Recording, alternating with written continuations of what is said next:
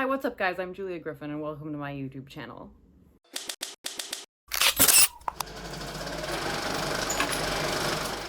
Today I'm talking about some tips on how to write your screenplay or short film on the cheap. Now, what do you mean on the cheap? I mean, once you get into production, you're suddenly not confronted with thousands of dollars of extra expenses. I won't get too much into production because really what you want to be doing right now is being production minded. Like thinking about what things are going to cost, what things are going to be difficult, what things are going to make things unnecessarily complicated and expensive. Shift into production mode.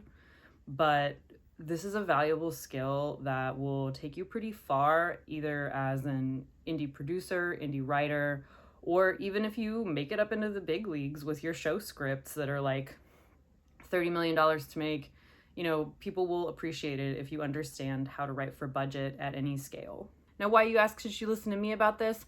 Well, one time I lost $1,000 trying to film a short because I wanted to do it in a remote location with the wrong kind of car at night, all of which are factors in making your production costs balloon out of control. The very first thing you want to be thinking about is locations. You want to do as few locations as possible and the cheapest locations that you can get. Look at what you already have, look at what's available to you. What can you get for free when, you know, and like as you're planning. And the fewer locations you have, the easier production is going to be.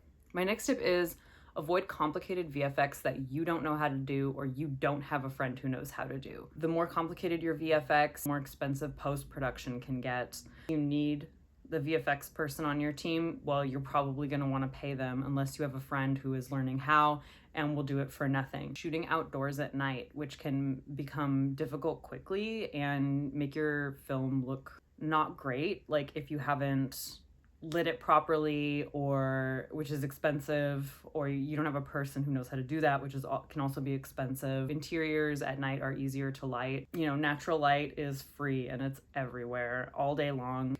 Does genre matter when you're writing and want to keep your production costs down? I know you think I'm going to say, don't write a sci-fi film, which we've all read in filmmaking books, right? But one of the greatest examples of an indie film that was incredibly cheap to produce is Primer, which is a sci-fi film that just is very low effects, but high concept. Or that film Coherence, another sci-fi film that was made for a shoestring budget. They focused on making the story and characters memorable. Found footage films are dirt cheap to make. People love them because they feel like they're in the action. They feel like this could have happened. I recently watched Hell House LLC. It's all this camcorder of this guy who's filming the behind the scenes for the company. So through the concept, they found a way to make a cheaper looking film with a cheaper looking camera and effects feel real and feel, you know, like an experience. The shorter, the better. And I know that that's really easy to say. When you're writing, try to keep it as short as possible. When you're submitting to film festivals, length does matter. They can only do so many 20 or 30 or 10 or 15-minute shorts because they need things that'll all slot together when they're programming their blocks. I've written shorts that were too complicated, that needed a lot of follow-up, that left people asking a lot of questions and not in a good way. And I didn't end up filming those. So let's talk getting feedback on your writing. You might not know any other writers in your day-to-day life. The internet is a glorious thing. I know I got my start out on screenwriting Twitter. I found people on Twitter. I exchanged screenplays with them. I found writers groups through Twitter. A writers group is a great thing to have. And I really encourage you to maybe start one because I guarantee you there are people who want to be part of a writers group who just can't find the right people or who just can't find groups that are looking to take people in. I met mine through Twitter both times. Twitter is kind of a mess right now, so I don't necessarily advocate for that, but there are still a lot of people on there. I know a lot of the screenwriting people I knew from Twitter are moving over to Blue Sky.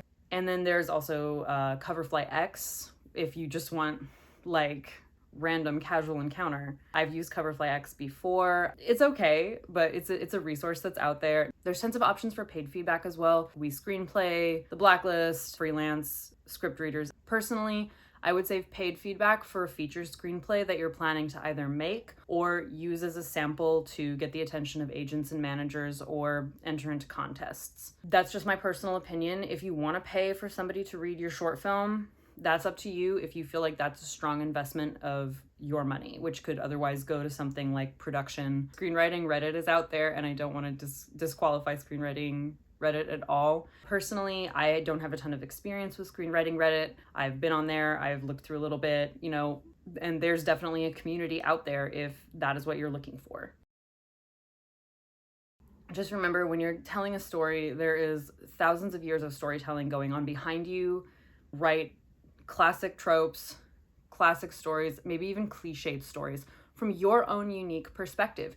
You bring something to the table that other people don't. Think about what those things are. Like, think about your unique perspective on those things. And remember to write something that you connect with, that you enjoy, and that you want to see. You're your very first audience as a screenwriter. And if you're not writing something that you enjoy, chances are nobody else is going to.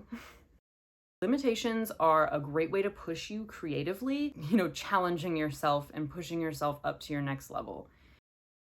You can make a short without a script. You can make a short without refining your script or working too hard on it. Or you can, I would not advise that for a feature. There are some features out there where that has worked, but they are sort of the exception and not the rule. The longer you spend on your screenplay before you go into production, the stronger your script will be to take to the screen. And here's a little bonus if you made it to the end of this video. This book, How Not to Make a Short Film by Roberta Monroe. She used to program at Sundance. This book taught me a ton of stuff about how to make short films and how to write short films, because she has seen hundreds of them. And she condenses like those years of experience into this really accessible book. I have it linked below in the description. If you like this channel, go ahead and subscribe for more. You can check out my short film, learn a little more about me, and I'll be back soon with more info on how to write for the screen and some mistakes that I've made in the past during production that I would not make again. Thank you so much for watching. Have a great day.